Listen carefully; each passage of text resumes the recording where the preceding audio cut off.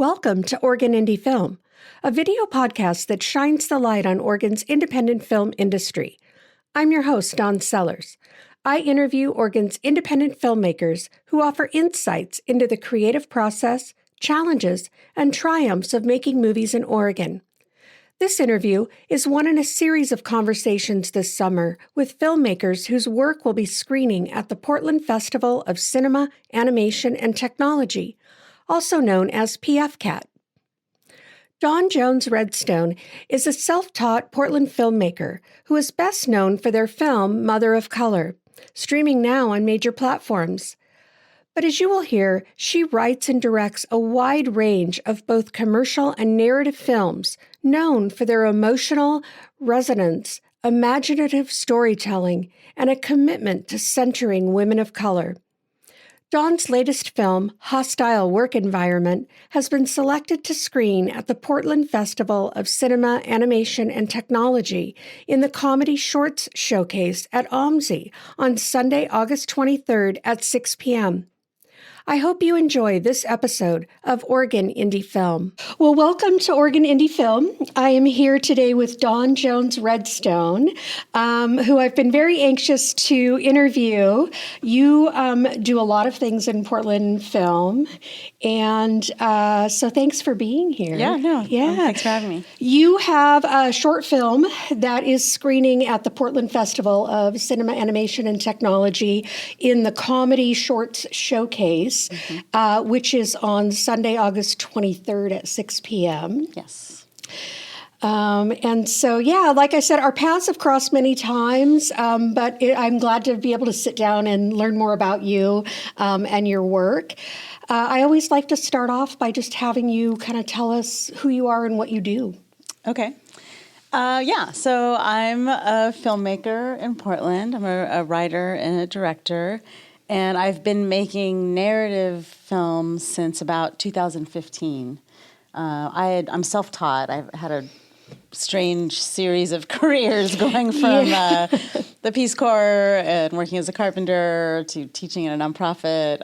But while I was teaching at the nonprofit, I also began doing video and just enjoyed that. And in 2015, realized that I wanted to tell narrative stories, and so that was kind of Sister and the Brotherhood was the first short film that I made, kind of note anyway, with like a bigger budget and a proper team, and that kind of kicked me off. And I've been making shorts, and I made a feature film in 2021 called Mother of Color that's out on Amazon and all the places, and won a bunch of awards, and was something I'm very proud of. And since then I've gone back to focus more on writing and just getting stronger and stronger as a director. Have done some like commercial directing and just turning out more shorts. So I have Hostile Work Environment currently on the festival circuit, and it's I think this will be its 11th or 12th screening. Oh, nice.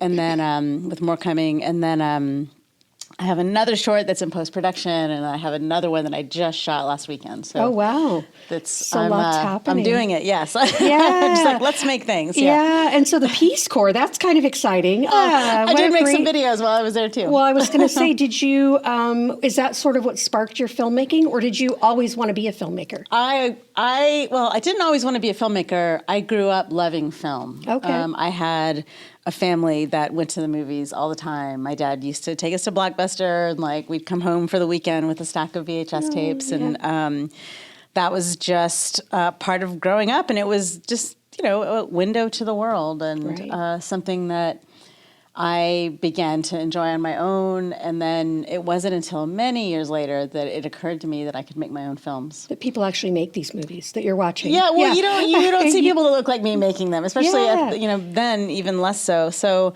it took me a while to be like, well, wait a second, I can do this. Yeah. Did you grow up in Portland? I'm from San Antonio, Texas. Oh, okay. Yeah. You were then a carpenter for a while. Yes. After Peace Corps. Yeah, because I went to college, went to the Peace Corps, came out to Portland and found out about a carpentry apprenticeship program. And so I worked as a union carpenter for a while. And then I taught at a nonprofit where I helped women and non-binary folks learn about careers in construction. So I taught a program. I was hired to create a training program through Oregon Tradeswomen, and I did that for a while. But that's when I started doing video more regularly. So is that what brought you to Portland then, was the carpentry? This program, yeah, the carpentry program, yeah. And what year was that? A long time ago. I don't know. I mean, it was around 2000. Yeah. Oh, okay. Yeah. So 25 years ago. Yeah, or so. probably, yeah. Yeah. And so that's when you started being more serious about making film.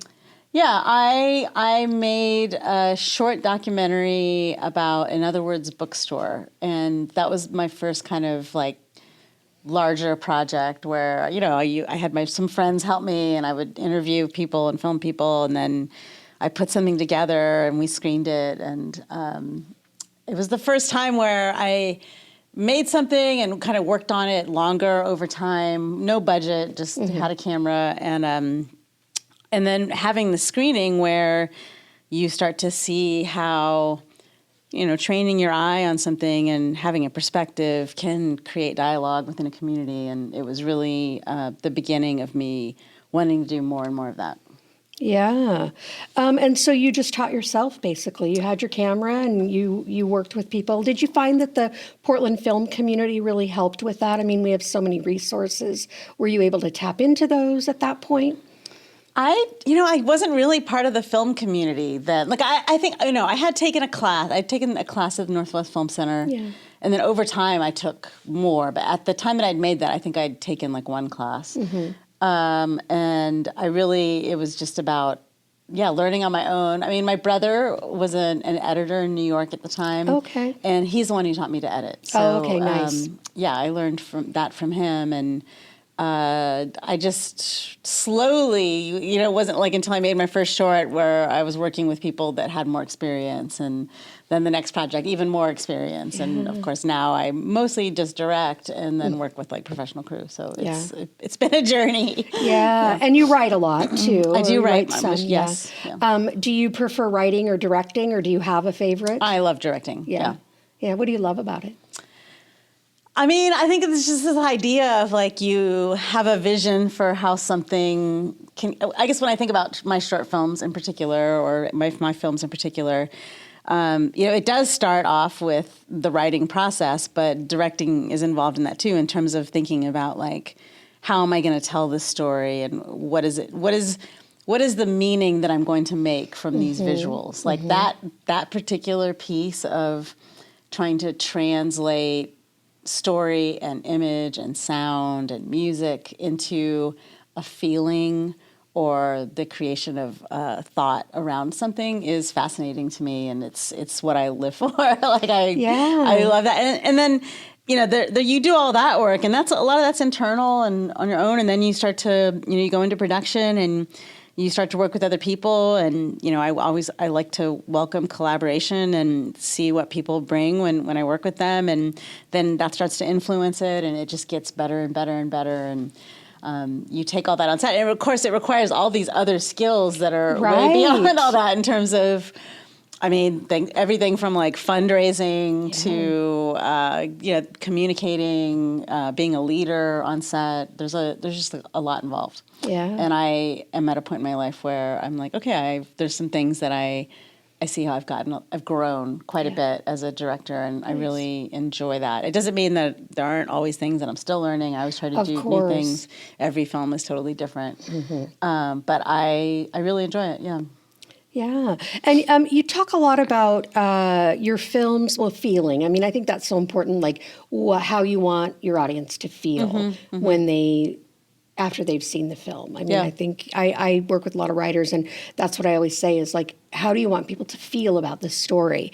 What feeling do you want to leave them with? You talk about exploring resistance, emotion as spirituality, and identity. So tell me a little bit about that. Is that what you're talking about when you say feeling? Are those kind of the feelings that you want to encompass in your films? I mean, it depends on the particular film, but those are three things that occur frequently in my work. Yeah, that I was trying to, you have to write the bio, and you're like, what is it about? What's in common here?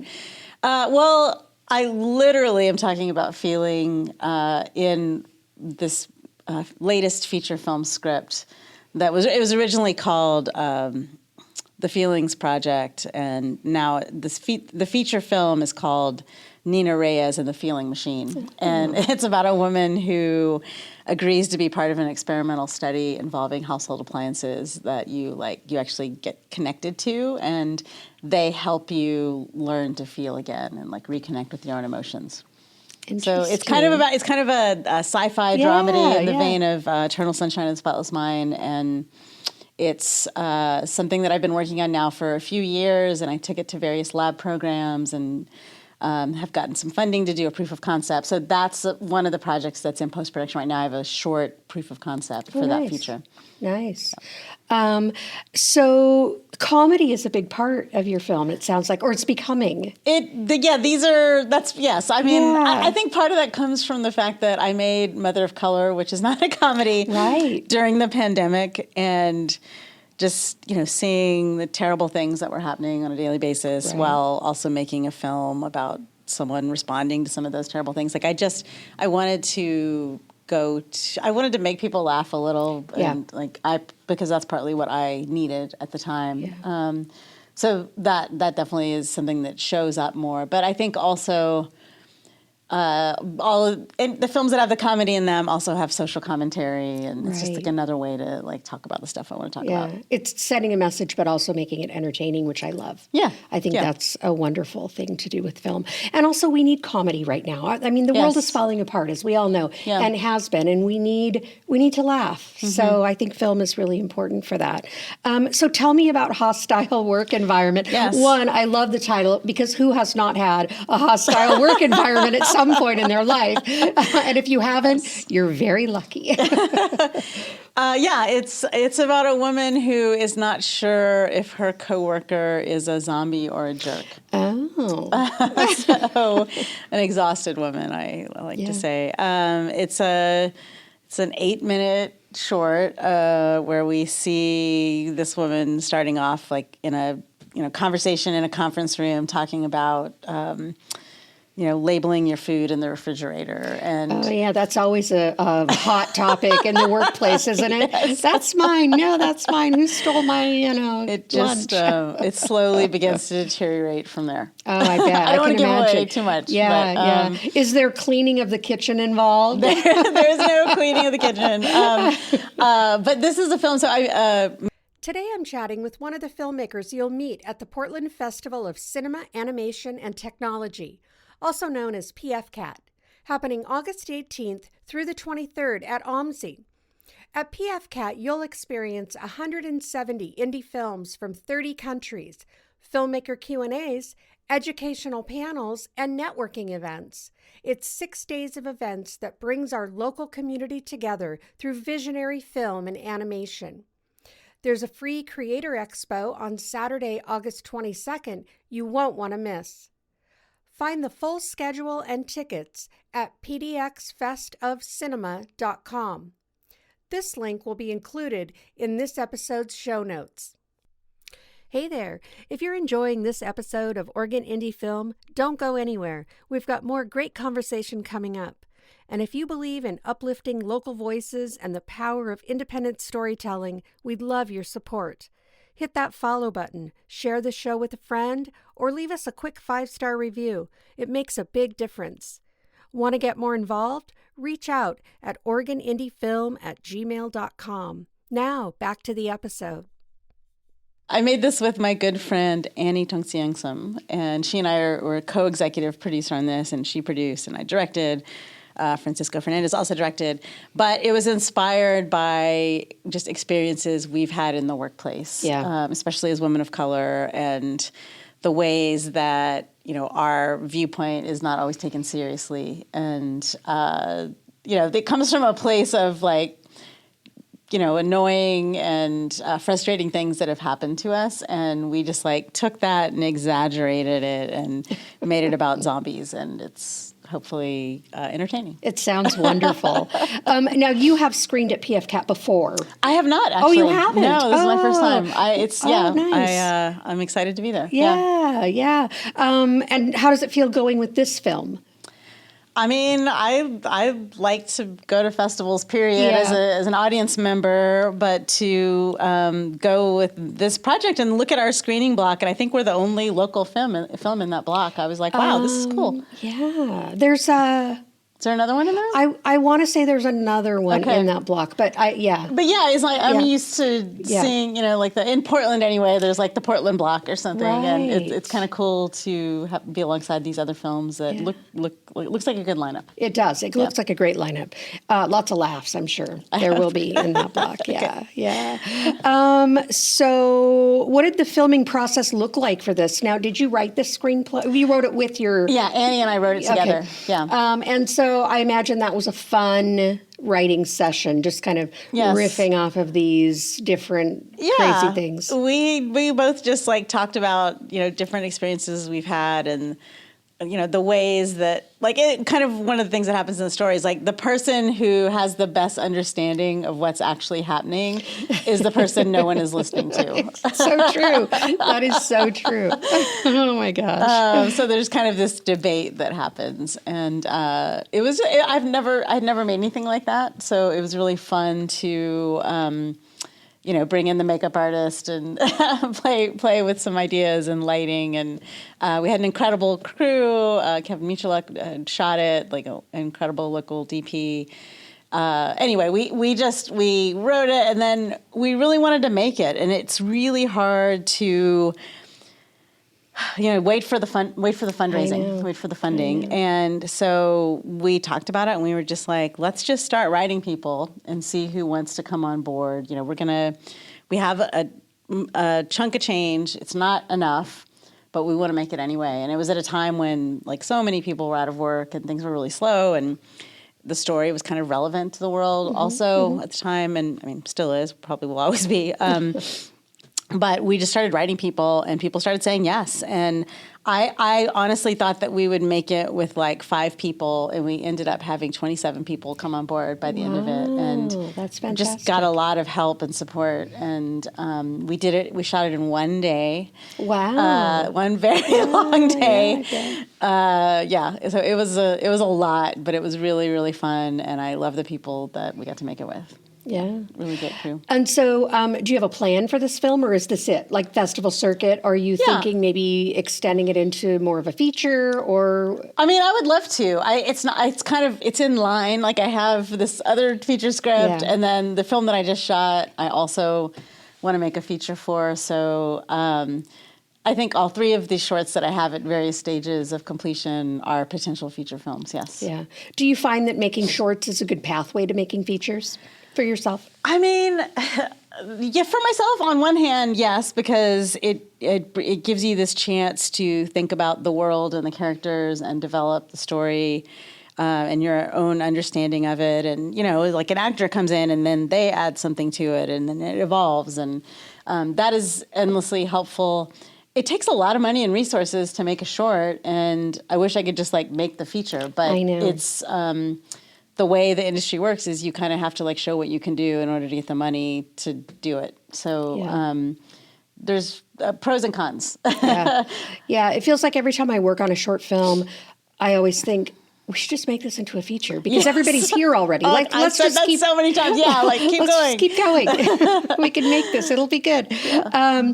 Well, there is, things are evolving and changing constantly in the film industry. So I'd love to hear your perspective on that. Like, funding is always an issue. How do you go about that? And then, distribution is always the question. Do you look at distribution when you start thinking about a film?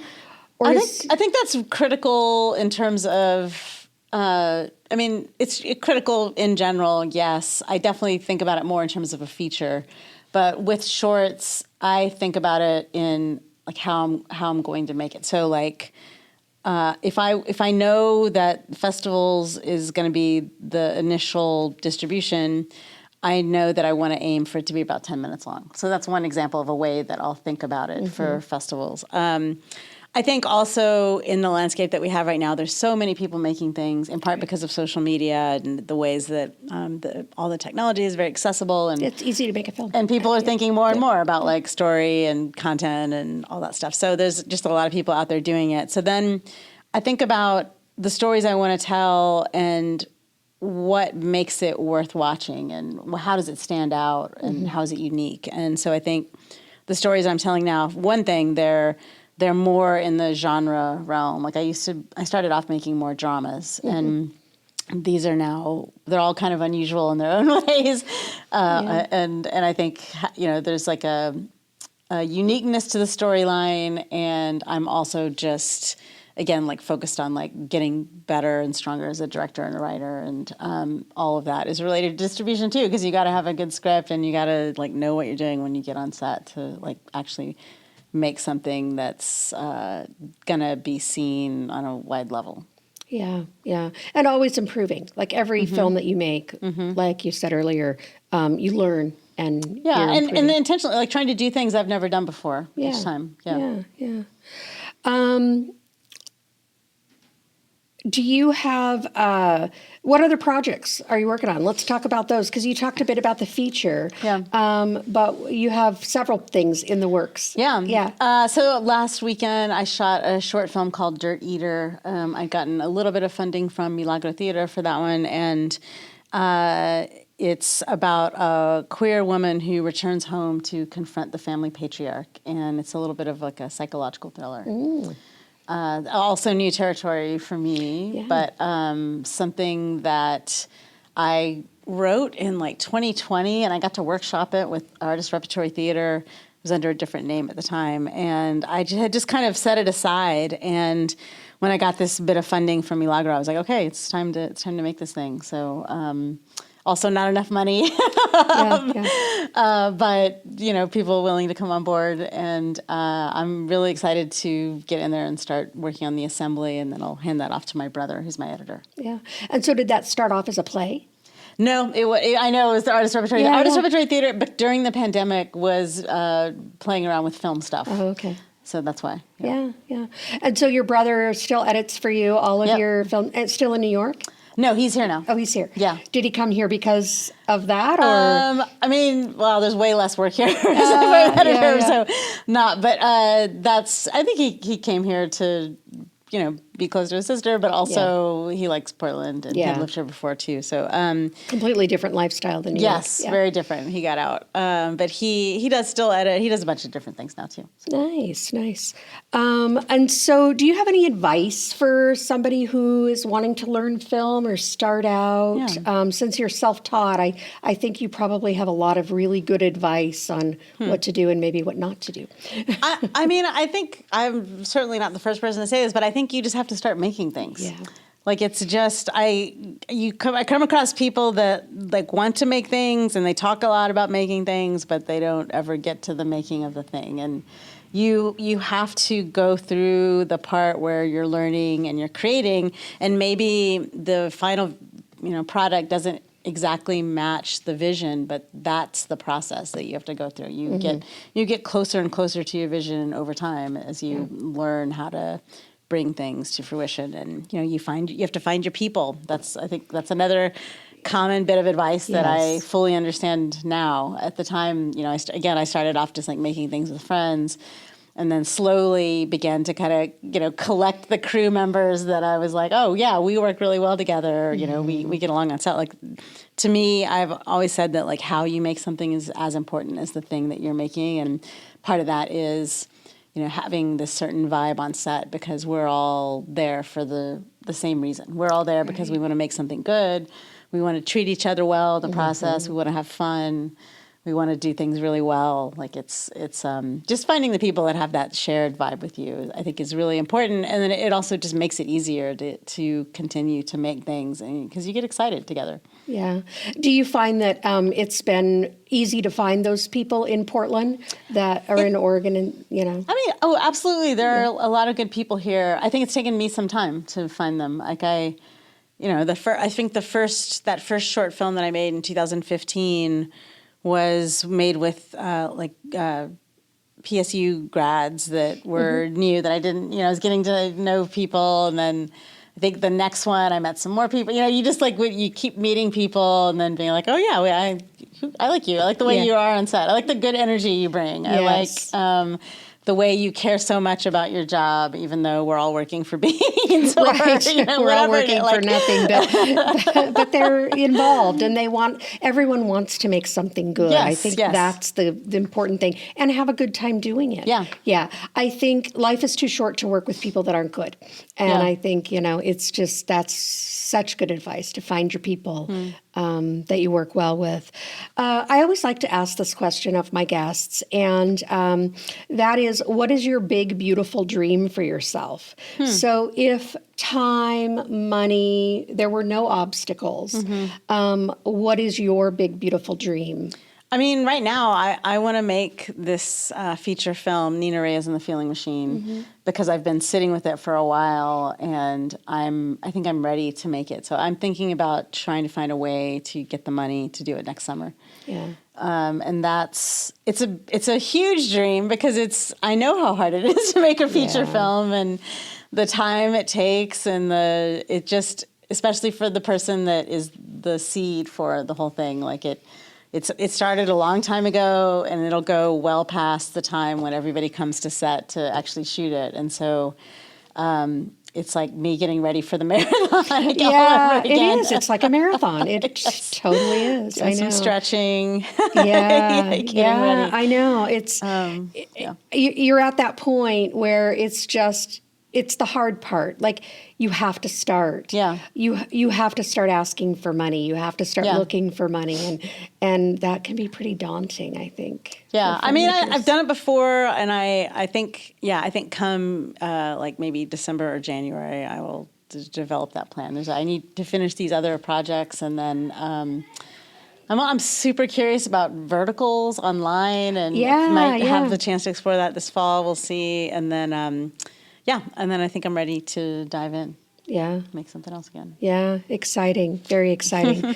Anything else that you want to share or talk about? Your work or yourself or the world? God, the world. Bits of wisdom. I don't know. I'm grateful to be doing what I'm doing. Yeah. And for right now, it feels like I've had less work. I've been a commercial director and a freelance director, and things had slowed down. And on the one hand, obviously I need to earn a living, but it's enabled me to have the time to work on these projects and to make things that I care about that I hope are relevant to the world. And it just feels like such a privilege and honor to get to do that, especially with the folks that I get to work with on set. And I feel really lucky. Nice. Very nice. So where can we find you online? Where can people follow you, reach out, maybe if they have more questions? There will be a filmmaker Q&A after the screening block, I'm pretty sure at the PFCAT. And so people can definitely come and ask their questions there. But if they wanted to reach out directly or follow your work and see what you're up to. Yeah, I'm most active on Instagram, and you can find me as Jones Redstone. And there's a link, I think, in my bio there for my website if you want to see glimpses of some of my work. Or maybe hire you as a director. Or hire me as a director, yes. That's it. Yeah, so mostly Instagram or your website then. Yes. Yeah. Wonderful. Well, good luck with hostile work environment. Thank you so much. Yeah, I'll be there at the comedy block. Okay. I'm excited to see all the films, and thanks so much for making the drive out here and taking the time. Yeah, no, thanks for having me. I love the chance to get to talk with other film folks. So thanks so much for listening. Be sure to get your tickets for the Comedy Shorts Showcase block at the Portland Festival of Cinema, Animation, and Technology. You can also get the festival pass to fully enjoy the experience. Visit the website, pdxfestofcinema.com.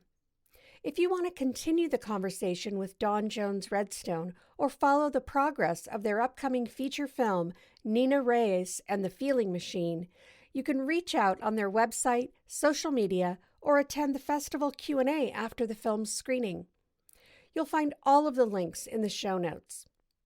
Be sure to subscribe and listen to this podcast for other interviews with filmmakers whose films have been selected to screen at this summer's PFCAT. If you enjoyed this episode, please take a moment to share it with your friends. We'd love it if you could leave a 5-star review.